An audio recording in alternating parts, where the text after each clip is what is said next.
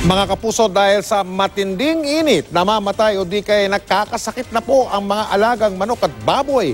Pati tuloy presyo ng mga ibinebentang karne ng mga hayop na yan, posibleng tumaas. Nakatutok si Lay Alvis.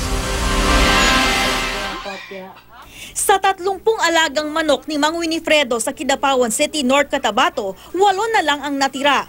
Tulad sa mga alagang manok ng kanyang mga kapitbahay, nangamatay ang karamihan sa mga manok ni Mang Winifredo dahil sa init ng panahon.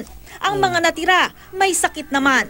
Ayon sa Bureau of Animal Industry, mga manok at baboy ang karaniwang nai-heat stroke. Pag sobrang init, ang mga livestock, manok at baboy, ay hindi nakakakain yan.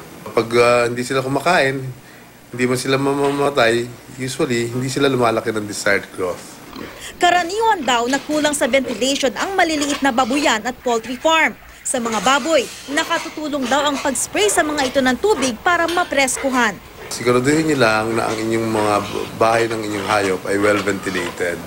There is a continuous flow of air. Kung may napapansin kayong mga medyo matamlay ang pagkain ng mga manok nyo, bigyan niyo rin sila ng mga supplements. Kung duda naman daw sa sanhi ng pagkamatay ng hayop, sumangguni sa veterinaryo o sa Bureau of Animal Industry. Maaari raw tumaas ang presyo ng mga baboy at manok kapag bumaba ang supply dahil sa tag-init. Pero sa ngayon, di pa raw damang epekto nito. Kung bahagyamang nagmahal ang baboy at manok, ito'y dahil daw sa pagtaas ng presyo ng imported feeds bunsod ng mahinang piso. Sa ilang palengke sa Metro Manila, nasa 190 hanggang 230 pesos ang 1 kilo ng baboy.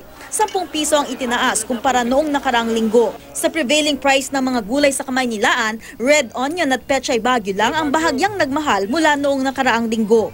Anihan na ng mga gulay, kaya wala naman daw masyadong epekto sa mga gulay ang tag-init ayon sa Bureau of Plant Industry. Kung mga may magtatanim sa tag-init, tiyakin lang daw na sapat ang irigasyon ng lupa at mapuprotektahan ang pananim sa mga insektong sumasalakay tuwing tag-init. Lay Alvis, nakatutok, 24 oras.